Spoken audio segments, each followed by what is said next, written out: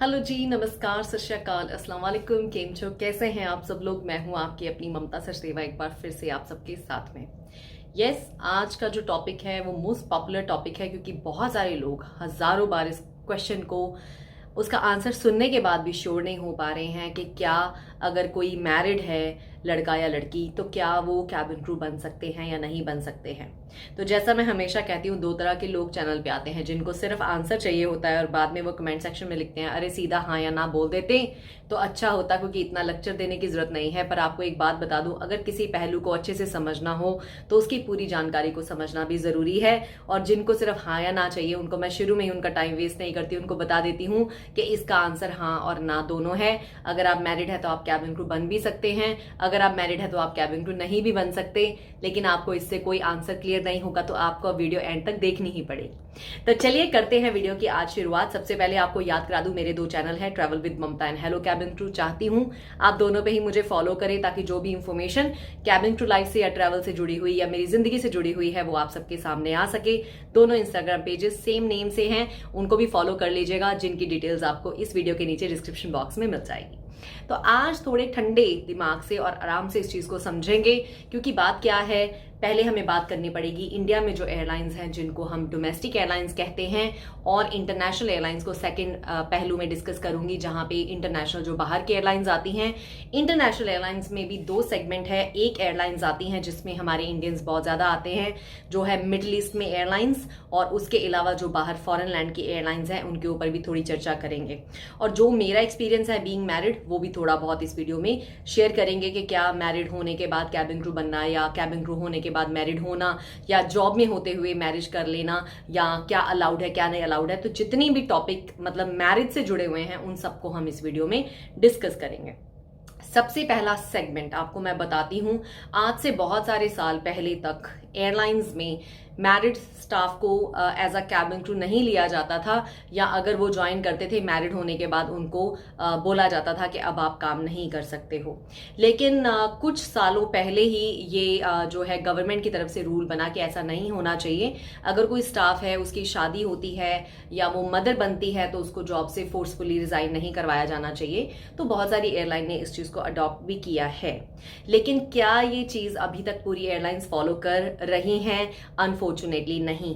और इस वीडियो के साथ साथ इंफॉर्मेशन देने के साथ साथ मैं चाहूंगी कि आप लोग भी थोड़ी इस चीज को लेकर नॉइस करो कि पूरी दुनिया में डिस्क्रिमिनेशन नहीं किया जाता एक मैरिड और अनमैरिड में। तो हमारी कंट्री में ये डिस्क्रिमिनेशन क्यों किया जाता है, या क्यों मैरिड स्टाफ को नहीं लिया जाता, ये एक सोचने की बात है, और मेरे ख्याल से आने वाले टाइम में ये हटना चाहिए।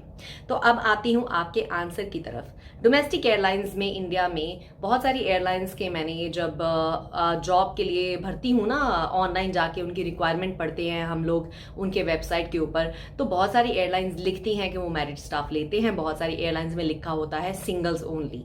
तो इसका आंसर, डोमेस्टिक एयरलाइंस में बहुत सारी एयरलाइंस मैरिड स्टाफ को ले लेती हैं। लेकिन मैरिड स्टाफ अगर उनके पास प्रीवियसली एयरलाइन का एक्सपीरियंस नहीं है, ग्राउंड स्टाफ का एक्सपीरियंस नहीं है, हॉस्पिटैलिटी का एक्सपीरियंस नहीं है, जिनके पास एक्सपीरियंस नहीं होता, उनको एक वर्ड में तोला जाता है जिसका नाम है फ्रेशर्स। तो अगर कोई मैरिड है और वो फ्रेशर है, जिसके पास पहले कोई एक्सपीरियंस नहीं है, 27 साल से ज्यादा उसकी उम्र नहीं होनी चाहिए, मोस्ट ऑफ द एयरलाइंस जो इंडिया में है वो यही फॉलो करती हैं। लेकिन ऑन दी अदर हैंड, अगर कोई फ्रेशर्स नहीं है, मतलब कोई ऐसा है जो मैरिड है लेकिन उसके पास एयरपोर्ट का या ग्राउंड स्टाफ का या कोई ऐसा एक्सपीरियंस है हॉस्पिटैलिटी से जुड़ा हुआ जो एयरलाइन के काम आ सकता है, तो कभी कभी एयरलाइंस इस मामले में एक्सेप्शंस भी ले लेती हैं। वो आप कैसे चेक कर सकते हो? आजकल तो इतना आसान हो गया है, जो एयरलाइंस की अपनी वेबसाइट है उनके करियर पेजेस के ऊपर आपको इन्फॉर्मेशन मिल जाएगी, पहली बात। दूसरा, इंस्टाग्राम पेजेस के ऊपर भी जितनी भी हमारी इंडिया में एयरलाइंस हैं, चाहे इंडिगो है, गो एयर है, चाहे विस्तारा है, जो भी एयरलाइंस हैं, उनके आगे, जिनके आगे ब्लू कलर का टिक लगा होता है, मतलब वो उनके ऑथेंटिक पेजेस होते हैं एयरलाइंस के, उन पे आप उनको किसी भी उनकी वीडियो के नीचे या पोस्ट के नीचे आप क्वेश्चन लिख के भेजेंगे या उनको डीएम करेंगे, तो वो आपके क्वेश्चन का जवाब मोस्टली दे देते हैं। चाहे वो आपके रिक्रूटमेंट से जुड़ा हुआ हो, चाहे वो कैबिन क्रू लाइफ से जुड़ा हुआ हो, चाहे आपके मन का कोई भी क्वेश्चन हो, तो वो भी आंसर दे देते हैं। लेकिन जितनी इंफॉर्मेशन मैंने जानी है वो मैं आपसे शेयर कर रही हूँ। तो आंसर ये बनता है, डोमेस्टिक एयरलाइंस में अब मैरिड स्टाफ को भी लिया जाता है। लेकिन अगर कुछ एक एयरलाइंस है जो मैरिड स्टाफ को नहीं लेती हैं, उनको ज्वाइन करने के लिए उनके पास कोई एक्सपीरियंस होना हॉस्पिटैलिटी का, या उनके पास एविएशन से रिलेटेड कोई एक्सपीरियंस होना। इन अ वे अगर आप समझे तो ज़रूरी है। वो कैसे ज़रूरी है मैं आपको समझाती हूँ। मान लीजिए कोई एयरलाइन है जो डोमेस्टिक एयरलाइन में मैरिड स्टाफ नहीं लेते हैं, तो आप क्या कर सकते हो, आप ज्वाइन कर लो एयरपोर्ट में किसी और पोजीशन पे, चाहे एज अ सिक्योरिटी, चाहे as a check in staff, चाहे एज अ ग्राउंड स्टाफ, चाहे कहीं पे भी। अगर आपके पास थोड़ा सा एक्सपीरियंस गेन हो जाता है तो आप इंटरनली एयरलाइन में अपना जो सीवी है वो फॉरवर्ड कर सकते हैं और एचआर टीम उसको रिव्यू करेगी। लेकिन वो जानते हैं कि आपके पास एक्सपीरियंस है लेकिन आप मैरिड हो, तो आपको ले लिया जाता है। मोस्टली प्रॉब्लम उनको आती है जो मैरिड हैं और जो फ्रेशर्स हैं, मतलब मैरिड हैं लेकिन उनके पास कोई एक्सपीरियंस नहीं है, जिनको हम फ्रेशर्स बोलते हैं, तो उनको लेने में वो थोड़ी सी दिक्कत करते हैं। लेकिन इसका मतलब ये नहीं है कि जो मैरिड है वो अपना दिल छोड़ के बैठ जाए, ऐसा नहीं है। अप्लाई करते रहो और आने वाले दिनों में रूल्स इसके बारे में और चेंज हो रहे हैं। तो ये थी कंप्लीट बातचीत हमारी डोमेस्टिक एयरलाइंस की। तो आंसर ये है, कीप ऑन ट्राइंग, अप्लाई करते रहो। अगर कहीं पे भी आपकी एप्लीकेशन सबमिट हो जाती है ना, तो आप उस एप्लीकेशन को भर के सबमिट करो, पूरा प्रोसेस फॉलो करो, अप्लाई करते जाओ। आपको नहीं पता कहाँ आपकी किस्मत आके चमक जाए। अब इसी से जुड़ा हुआ दूसरा क्वेश्चन, अब आप मुझे कहेंगे कि मैं 27 साल से ऊपर हूं, तो मेरे पास तो एक्सपीरियंस भी नहीं है, मैं मैरिड भी हूं, तो मैं क्या करूं। तो आंसर सीधा है कि डोमेस्टिक एयरलाइंस में अगर उनकी जो प्रोसेस है उससे जो उनकी रिक्वायरमेंट है, अगर उससे आपका डेटा मैच नहीं करता या आपकी एज या चीजें मैच नहीं करती, तो I am sorry, it is a no. अब दूसरा पहलू देख लेते हैं इंटरनेशनल एयरलाइंस। अब इंटरनेशनल एयरलाइंस में मैंने आपको बोला कि दो तरह के एयरलाइंस हैं। एक एयरलाइंस है हमारे यहाँ के जिसमें कतर एयरवेज है, गल्फ एयर है, एमिरेट्स है, एतिहाद है, जो यहाँ की एयरलाइंस है मिडिल ईस्ट की। तो मिडिल ईस्ट एयरलाइंस के रूल्स थोड़े से स्टाफ को लेकर डिफरेंट हैं एयरलाइन टू एयरलाइन। लेकिन जो बाहर की एयरलाइंस हैं, जैसे यूके की एयरलाइंस है, जर्मनी की एयरलाइंस है, बहुत सारी ऐसी एयरलाइंस हैं जो बाहर की हैं, उन कंट्रीज में तो किसी के रंग के ऊपर, किसी के जिस्म के ऊपर, किसी चीज के ऊपर भी बात करना आपको जेल डाल सकते हैं। मतलब वो डिस्क्रिमिनेशन बिल्कुल नहीं है उन कंट्रीज में। तो उन कंट्रीज में तो आप बोल जाइए कि वो मैरिड, अनमैरिड, या इनफैक्ट वो ये भी नहीं बोलते कि मैक्सिमम एज कितनी होनी चाहिए। तो वो लोग बहुत फ्लेक्सिबल रहते हैं।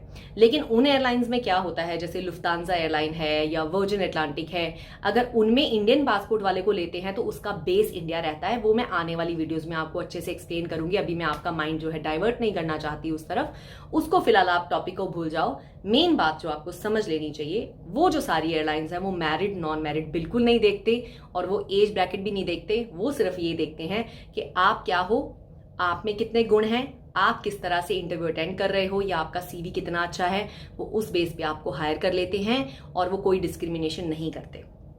अब बारी आती है मिडिल ईस्ट, जहां पे मैं रहती हूँ। मैं आबू धाबी में रहती हूँ। यहाँ की एयरलाइन है एतिहाद एयरवेज। पहले इसके बारे में थोड़ा सा डिटेल में आपको बता दूं ताकि आपकी मैं थोड़ी सी सोच और समझ को और बड़ा कर सकूं। एतिहाद एयरलाइंस में आज से कुछ साल पहले तक मैरिड अगर कोई स्टाफ होता था, और मान लो कोई स्टाफ होता था, उसकी जब शादी हो जाती थी, शादी होने तक कोई प्रॉब्लम नहीं थी, लेकिन जब वो माँ बनती थी तो कहीं ना कहीं एतिहाद एयरलाइन में भी ये रूल था कि मैरिड स्टाफ को बहुत आसानी से ग्राउंड पे जॉब नहीं मिलती थी और उनको भी रिजाइन करना पड़ता था मजबूरी में, क्योंकि कोई ऑप्शन ही नहीं होती थी। आज से कुछ साल पहले तक एतिहाद एयरलाइन जो आबू धाबी की नेशनल एयरलाइन है उसमें भी ऐसा होता था। लेकिन कुछ एक टाइम के बाद उन्होंने भी अपना रूल चेंज किया। उन्होंने भी ये रियलाइज किया कि ये हम गलत कर रहे हैं, तो उन्होंने अपना एक नया रूल पास किया जिसमें कि अगर एक मैरिड कैबिन क्रू उनके साथ काम कर रही है, या पहली बात तो वो मैरिड स्टाफ को लेते हैं, वो क्वेश्चन नहीं करते, चाहे आप मैरिड हो चाहे आप अनमैरिड हो, उसमें कोई दिक्कत नहीं है एज लॉन्ग एज आपकी एज 21 साल है मिनिमम जब आप ज्वाइन करते हो एतिहाद एयरलाइंस को। मान लो आपने एयरलाइन ज्वाइन किया, आप कुंवारे थे, आपने शादी कर ली, कंपनी की परमिशन की कोई जरूरत नहीं है, बस आपको डिक्लेयर करना होता है कि आपकी शादी हो गई है एचआर के पेपर वर्क के लिए, क्योंकि वो प्रूफ रखते हैं कि कौन आपका हस्बैंड है, कौन क्या है। तो वो सारा एक नॉर्मल प्रोसीजर है, लेकिन वो इंटरफेयर नहीं करते कि आप शादी नहीं कर सकते जी, इतने साल आपने शादी नहीं करनी। एतिहाद एयरवेज में ऐसा नहीं था। लेकिन यस, अगर आप जब प्रेग्नेंट होते हो, खास करके फीमेल, तो उसमें फिर कंपनी का नुकसान होता है, क्योंकि आपको हायर किया गया है फ्लाइट्स करने के लिए। अब आप प्रेग्नेंट हो गए, आपको पता है प्रेग्नेंट होने के बाद स्टाफ को एक दिन भी फ्लाइट के ऊपर जाने की इजाजत नहीं होती है, और उनको सेम डे जिस दिन उनको पता चलता है कि वो प्रेग्नेंट है, उनको कंपनी को बताना होता है।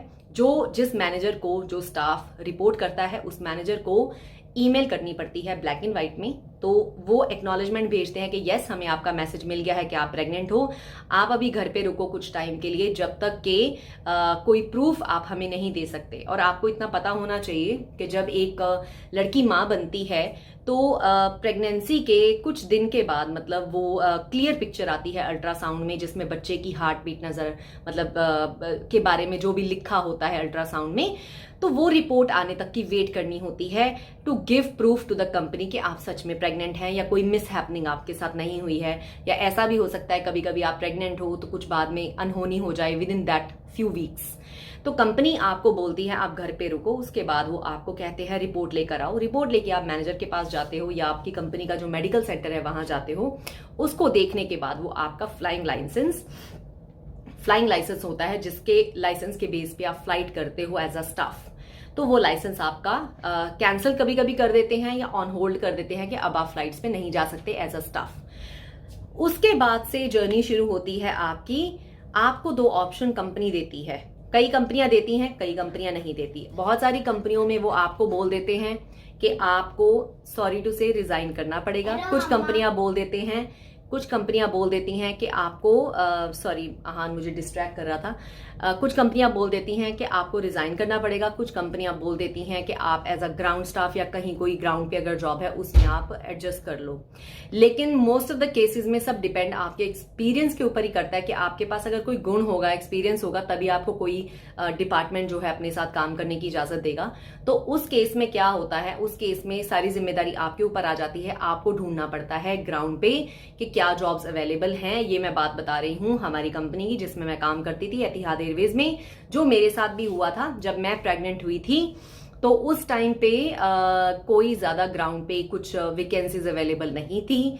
और मैं प्रेग्नेंट होते ही जब मैंने अपने मैनेजर को बताया, और उस टाइम पे अनफॉर्चुनेटली उनके पास कोई ऐसा प्रोसीजर नहीं था कि वो मुझे अनपेड लीव दें या घर पे बैठने का ऑप्शन दें, उनके पास था ही नहीं। तो मुझे रिजाइन करना पड़ा था। ये पुरानी बात है, लेकिन मेरे निकलने के बाद हमारी एयरलाइन ने एक नया प्रोसीजर लॉन्च करा, मतलब कम्युनिकेट करा स्टाफ के साथ में। उसमें उन्होंने बोला कि वो आपको मौका देते हैं, आप जब अपना बताते हो, प्रूफ देते हो कि आप प्रेग्नेंट हो, उसके बाद आप आराम से अपना आपको घर का अलाउंस मिलेगा, जिसे हम हाउसिंग अलाउंस बोलते हैं। उसके अलावा सैलरी वगैरह आपको नहीं मिलती है जहां तक मुझे पता है।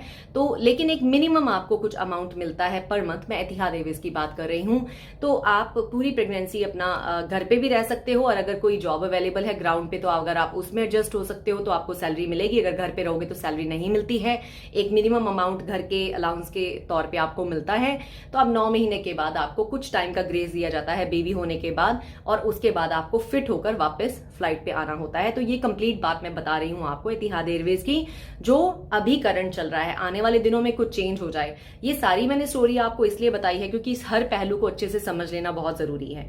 तो पहले प्रोसीजर नहीं था। अगर प्रेग्नेंट होने के बाद एक मैरिड वुमेन को जॉब चाहिए, तो अगर नहीं है तो उसको घर बैठना पड़ेगा। कुछ टाइम के बाद उन्होंने इस चीज को इंप्रूव किया। उन्होंने कहा कि नहीं, अगर जॉब ग्राउंड पे नहीं भी है, आपके पास ऑप्शन है कि आप अपना घर पे रहो जब तक आप डिलीवर नहीं करते। डिलीवर होने के बाद मेरे ख्याल से महीना 2 या 3 महीने के बाद आपको वापस फ्लाइट्स पे आना पड़ेगा। आप कैसे बच्चा मैनेज करोगे वो आपकी जिम्मेदारी है, वो कंपनी की जिम्मेदारी नहीं है। ये बात है एतिहाद एयरवेज की complete about being married and being pregnant. ठीक है, उनको शादी से कोई मतलब नहीं है। आप शादीशुदा हो, आपने बाद में शादी कर ली, आप 2 शादियां कर रहे हो, 5 कर रहे हो, 10 कर रहे हो, उससे कंपनी का कोई लेना देना नहीं है। एज लॉन्ग एज जो कंपनी के रूल्स है उनको आपने फॉलो कर लिया। अब बात आती है Emirates airline, Qatar Airways, gulf air या जितनी भी और बाकी एयरलाइंस है। देखिए, हर एयरलाइन के जैसे एतिहाद एयरवेज के अपने बारीकी में बहुत सारे रूल्स हैं मैरिड स्टाफ को लेकर। इतना मुझे पता है कि ये मैरिड स्टाफ लेते हैं, आधी एयरलाइंस मैरिड स्टाफ ले लेती हैं, पर अगेन उनके जब वो पब्लिश करते हैं अपनी पोजीशन को कि हम हायर कर रहे हैं स्टाफ को, उसी टाइम में उनके पेज के ऊपर जहां आप मैच करते हो ना, इतनी हाइट चाहिए, इतना वेट चाहिए, इतना BMI चाहिए, इतनी एज चाहिए, उसी के ऊपर लिखा होता है। अगर कुछ हाईलाइट किया हो कि मैरिड स्टाफ नॉट एंटरटेन्ड या looking for only single female या मेल, तो उससे आपको क्लियर हो जाएगा कि ये ले रहे हैं नहीं ले रहे हैं। अब कुछ एक एयरलाइंस का आपको बताती हूँ, यहीं की मिडल ईस्ट की एयरलाइन, एक एयरलाइन का मैं नाम नहीं लेती, लेकिन उनमें क्या रूल है कि उनको ज्वाइन करने के 5 साल तक आप शादी नहीं कर सकते हो, 5 साल के बाद ही आप शादी कर सकते हो। अब मैं इसको आपके लिए ब्रेक डाउन करती हूं ढंग से। अब देखिए, अगर आप ज्वाइन कर ले हो कोई एयरलाइन इंडिया में, आप 18 साल के हो, ठीक है, यहाँ पे जब आप ज्वाइन करते हो मिडिल ईस्ट में, तो मिनिमम एज आपकी 21 साल होनी चाहिए, गवर्नमेंट की तरफ से कहा गया है इससे छोटी एज वाले कैबिन क्रू नहीं बन सकते। तो आप मान लीजिए 22वें साल में शुरू में आपने काम किया, तो आपको लगता है 22 या 23 साल की उम्र में ही शादी कर लोगे, वो टाइम अब गाइस चला गया है। थोड़ा सा अपनी सोच के दायरे को भी बड़ा करो। अभी से जॉब करने से पहले ही आप शादी के बारे में अगर सोच के बैठ जाओगे कि मैंने अभी शादी कर लेनी है, तो देन मतलब आप अपने करियर पे तो फोकस कर ही नहीं रहे हो। तो आई वुड सजेस्ट कि अभी इन सब चीजों के बारे में इतना वरी करने के लिए कि शादी वालों को लेते हैं, शादी के बाद लेंगे, शादी कर सकता हूं या नहीं कर सकती हूँ, I think this the time to focus and build your career. 21 साल में ज्वाइन कर रहे हो, 5 साल तो आप मिनिमम काम करोगे, 27-28 के होके ही शादी करोगे, चाहे लड़का है चाहे लड़की है। आई नो हमारे पेरेंट्स चाहते हैं 22, 23, 24 साल की उम्र में लड़की की शादी हो जाए, लेकिन एक मेच्योरिटी के बाद शादी होना मेरे हिसाब से बहुत जरूरी है, क्योंकि हर पहलू को, लाइफ को थोड़ा करीबी से बच्चे देख लें, सीख लें, पैसे की कदर करना सीख लें, मेहनत से पैसा बनता है, उसके बाद आई थिंक वो बेटर डिसीजन ले सकते हैं लाइफ में। ये मेरा पॉइंट ऑफ व्यू है। अभी उस एयरलाइन का मैंने आपको बताया है कि वो लेते हैं क्या नाम है, 5 साल कहते हैं कि आप पहले काम करो एज अ कैबिन क्रू, उसके बाद आप शादी कर सकते हो। ये बहुत सारी एयरलाइंस में रूल है, और कई एयरलाइंस में वो कहते हैं 2 साल आप पहले कंप्लीट करो फिर आप शादी करो। तो सब एयरलाइंस में ऐसा नहीं है, मैरिड स्टाफ को एंटरटेन किया जाता है, या कैबिन क्रू बनने के बाद भी शादी हो सकती है। अब मैं आपको एयरलाइन की तरफ से उनका माइंडसेट थोड़ा सा बताती हूँ ताकि आपको पूरी की पूरी जानकारी मिले। अब एयरलाइंस वालों का क्या थॉट प्रोसेस है, देखिए, एक फीमेल हमेशा घर संभालती है, उस चीज में मैं बिलीव करती हूँ। एक मेल, एक लड़का ब्रेड एंड बटर कमा के लाता है हमारे कल्चर के हिसाब से, और एक फीमेल घर को बनाती है, बच्चे को देखती है, घर का ध्यान रखती है, चाहे वो वर्किंग हो चाहे वो नॉन वर्किंग हो। हमारी ड्यूटीज थोड़ी बहुत ज्यादा कम रहती हैं as a male and as a female. Airline वाले क्या सोचते हैं, एक फीमेल का ज्यादा झुकाव अगर अपनी फैमिली, अपना बच्चा या हस्बैंड की तरफ होगा तो अपने काम पे फोकस ज्यादा नहीं कर पाएगी। ये उनकी सोच है, ये मैं नहीं कह रही, ये एयरलाइन वालों की सोच हो सकती है, जिसकी वजह से वो मैरिड स्टाफ को हमेशा थोड़ा सा पीछे रखते हैं। क्या ये एक फैक्ट है कि अगर मैरिड वर्सेस अनमैरिड को लेने का ऑप्शन हो तो एयरलाइन ऑफ कोर्स एक अनमैरिड को पहले चुनेगी, क्योंकि उनको लगता है कि वो ज्यादा कमिटमेंट से काम कर पाएगा या कर पाएगी। तो इस वजह से ये उनका थॉट प्रोसेस रहता है। तो अभी मैंने आपको कंप्लीट बता दिया डोमेस्टिक एयरलाइंस का, जो मिडिल ईस्टर्न एयरलाइंस का, और इंटरनेशनल एयरलाइंस का। इंटरनेशनल एयरलाइंस में आपकी ज्यादा एज के बारे में, रंग के बारे में, फीचर्स के बारे में, वेट के बारे में ज्यादा नहीं बोला जाता, क्योंकि उन कंट्रीज में मैं क्या कहूं आपको कि इतने अच्छे रूल्स है ना कि वो किसी को जज नहीं करते, कोई मोटा है, पतला है, छोटा है, नाटा है। हाँ, as long as safety security के मामले में जो उनको एक स्पेसिफिक हाइट चाहिए, उसके अलावा वो ज्यादा आपके ऊपर कमेंट नहीं करते कि हमें ऐसा कैंडिडेट चाहिए या ऐसा चाहिए, क्योंकि वो लोग क्या कहूं, वो लोग इन सब चीजों से बहुत ऊपर आ चुके हैं। लेकिन हमारे यहाँ पे अभी भी इंडस्ट्रीज में लोगों को अभी भी जज किया जाता है उनके रंग से, उनकी स्किन से, उनके बालों से, उनके वेट से। तो ये चीज थोड़ी सी अजीब लगती है मुझे भी, but I am sorry to say we can't change it. तो अभी मैंने नेक्स्ट पॉइंट पे आपको कहाँ लेके जाना था, अभी मैंने आपको लेके जाना था, being a married person is it easy to fly. So मैं ऑनेस्ट आंसर दूंगी आपको। सबसे पहले तो देखो, शादी अगर आप कर रहे हो एज अ कैबिन क्रू, तो शादी उससे करना जो आपके प्रोफेशन को अच्छे से समझे, नहीं तो आप लड़ के ना दोनों एक दूसरे का सिर फाड़ दोगे। Literally, I know many people will write this in comment, सिर फाड़ दोगे। यस, लिटरली, क्योंकि मैंने देखा है, एक लड़की थी मेरे साथ, मेरी कोलीग थी, और उसका जो बॉयफ्रेंड था, मतलब she was about to get married to him, तो मैं उसको बॉयफ्रेंड ही कंसिडर करूंगी, या फियांसे बोल लीजिए।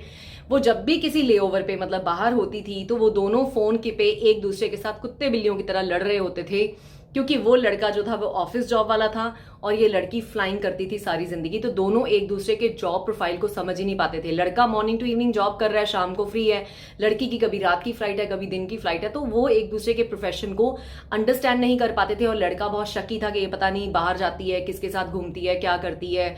अब यार, कहीं जाओगे वहां कोलीग्स के साथ घूमोगे भी, निकलोगे भी, बैठो उठोगे भी, और सब इंसान के अपने जहन के ऊपर डिपेंड करता है कि वो इंसान कैसा है, तो वो वैसे ही कर्म करेगा, काम करेगा।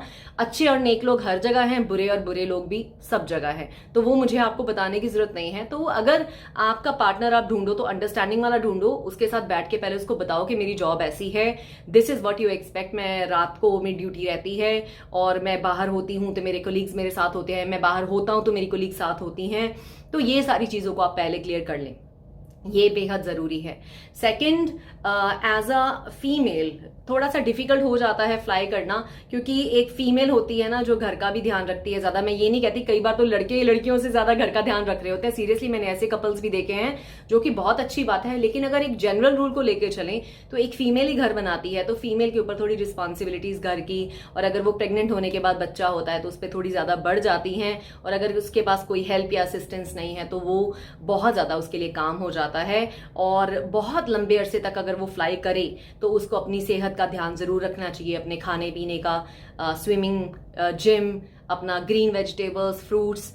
मेरी तरह ना करना कि मैंने जो गलतियां की हैं वो मत दोहराना। आपने ऑलरेडी मेरे से काफ़ी बार सुन चुका है कि मैंने बहुत गलतियां की है, मैंने फ्लाइंग की है लेकिन मैं अपना ध्यान नहीं रखती थी। तो प्लीज़ मेरा मैसेज ये है कि अगर आप इस जॉब में हो, मैरिड हो, कुछ भी हो, चाहे सारे काम करो लेकिन अपना ध्यान जरूर रखो, खाने पीने का, स्विमिंग का, जिम का।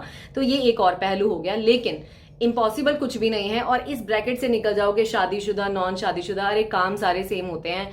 आपको क्या लगता है ग्राउंड पे जॉब्स आसान है? अगर प्राइवेट सेक्टर में आप काम करके देखो ना, स्क्रीन से ऐसे गड़ी रहती हैं आंखें 12-12 घंटे लोगों की, नेक में, स्पाइन में प्रॉब्लम आ जाती है, बैक में प्रॉब्लम आ जाती है, लैक ऑफ सर्कुलेशन की वजह से बॉडी में प्रॉब्लम आ जाती है। तो जॉब्स, जितनी भी प्राइवेट जॉब्स हैं आज के टाइम में, सारी की सारी ही डायनामिक है। कोई भी जॉब इतनी आसान नहीं है, कोई आपको बिठा के पैसा नहीं दे रही है। सारी जॉब में आपको मेहनत करनी पड़ती है। और कई बार तो मुझे ऐसा लगता था कि देखो, मैं एक इंटरनेशनल क्रू रही हूँ, डोमेस्टिक एयरलाइन में तो क्या होता है, एक फ्लाइट पे गए, दूसरी पे चले गए, तीसरी पे चले गए, चौथी पे चली गई, पांचवें पे चली गई। बहुत छोटे सेक्टर रहते हैं तो बहुत भागम भाग रहती है डोमेस्टिक एयरलाइन के कैबिन क्रू की। लेकिन इंटरनेशनल एयरलाइन के क्रू का क्या फायदा होता है कि हमारे होते हैं लेओवर्स। लेओवर्स अच्छे खासे होते हैं हमारे। कहीं ना कहीं भी जाओगे तो 24 घंटे तो स्टे मिनिमम रहता है। आप 5 स्टार होटल में हो, वहां की जिम यूज कर रहे हो, वहां पे स्विमिंग कर रहे हो, वहां जकूजी में बैठ गए या घूमने फिरने चले गए, तो आपका माइंड जो है थोड़ा सा रिलैक्स हो जाता है फिर भी। और हमें फ्लाइट से आगे और पीछे थोड़ा सा टाइम मिल जाता है रिकवर करने का, रिलैक्स करने का। तो उसमें हम अपनी फैमिली को भी टाइम दे सकते हैं, हेल्थ को भी टाइम दे सकते हैं। लेकिन डोमेस्टिक वालों के साथ ऐसा नहीं है। तो ओवरऑल निचोड़ जो सारी बातों का निकलता है कि ये जॉब ओवरऑल में उसी तरह का पैकेज है जैसे ग्राउंड पे कोई जॉब पैकेज है। देखो, इसके भी फायदे हैं, इसके भी नुकसान है, ग्राउंड की जॉब्स के भी फायदे हैं और नुकसान है। Being married, not married, yes, it is a very big question in a hot topic right now, and I wish and pray कोई मेरी आवाज सुन रहा हो और ये मैरिड अनमैरिड वाला जो ब्रैकेट है खत्म होना चाहिए एयरलाइंस में। अगर आप अग्री करते हैं तो आपने मेरी वीडियो के नीचे कमेंट सेक्शन में जरूर लिखना है कि डिस्क्रिमिनेशन नहीं होना चाहिए, कहीं कोई मैरिड है या अनमैरिड है, जॉब की अपॉर्चुनिटी बराबर सबको मिलनी चाहिए। तो चलिए, मैंने अपनी तरफ से पूरी कोशिश की कि आज ये मैरिज वाला जो टॉपिक है या ये शादी वाला जो टॉपिक है, इसको मैं पूरा कवर कर दूं। Let me think for a second कि मैंने कुछ मिस तो नहीं कर दिया जो मैंने कहना था। इंडिया के बारे में मैंने बात करी है, उनकी, हाँ, बाकी इंडिया में जो डोमेस्टिक एयरलाइंस है, अगर आप वहां पे प्रेग्नेंट हो जाते हो जॉब में होते हुए, या वहां आपको जॉब में होते हुए शादी करना वहां अलाउड होता है। उनका भी लीव लेने का, मतलब छुट्टी लेने का एक प्रोसीजर होता है, लेकिन सब एयरलाइंस का होता है अपना अपना। आई थिंक महीने की, साल में छुट्टी रहती है स्टाफ के पास। वो छुट्टियां लेके आप अपनी शादी कर सकते हो। और अगर आप वहां प्रेग्नेंट होते हो तो उनका भी, जैसे मैंने इतिहाद एयरवेज का आपको मेंशन किया है लीव का प्लान, कि वो इस तरह से करते हैं। तो सब एयरलाइंस का अपना अपना एक सिस्टम होता है। किसी जगह पे पेड होता है कि अगर आप प्रेग्नेंट हो तो 9 महीने आपको कुछ सर्टन अमाउंट मिलती है, लेकिन कुछ एयरलाइंस में सर्टन अमाउंट नहीं मिलती है। और आई थिंक इंडिया में कुछ ऐसा रूल है कि आई थिंक डिलीवरी के बाद कुछ 6 महीने आपको कुछ बेसिक पे मिलती है या नहीं मिलती है, वो एज अ कंट्री रूल है। तो मैं आपको थोड़ा थोड़ा बता रही हूँ कि मतलब ऐसा नहीं है कि बिल्कुल मैरिड है तो कुछ नहीं कर सकते। आप मैरिड हो, जॉब भी मिलेगी, प्रेग्नेंट भी हो सकते हो, बच्चा भी कर सकते हो, लाइफ में भी ध्यान दे सकते हो, अपने हस्बैंड को भी ध्यान दे सकते हो, कर सकते हो। बस एक पॉजिटिविटी से ना अप्लाई करो, आगे बढ़ो और ज्यादा मत सोचो। बस यही है आज का लेक्चर। मेरा 23 मिनट का वीडियो हो गया, मेरा बोल बोल के गला भी दुखना शुरू हो गया, बट मेरा ये मन था कि मैं आपको कंप्लीट जानकारी दूं। तो चलिए, आज का वीडियो था अबाउट बीइंग मैरिड और नॉट मैरिड, एयरलाइन में आपकी जगह है, यही निचोड़ है हमारे पास। आज के लिए इतना ही। मैं ममता सचदेवा ले रही हूँ आपसे विदा, और मुलाकात करते हैं बहुत ही जल्द। आज का वीडियो कैसा लगा बताना मत भूलिएगा। Take care for now.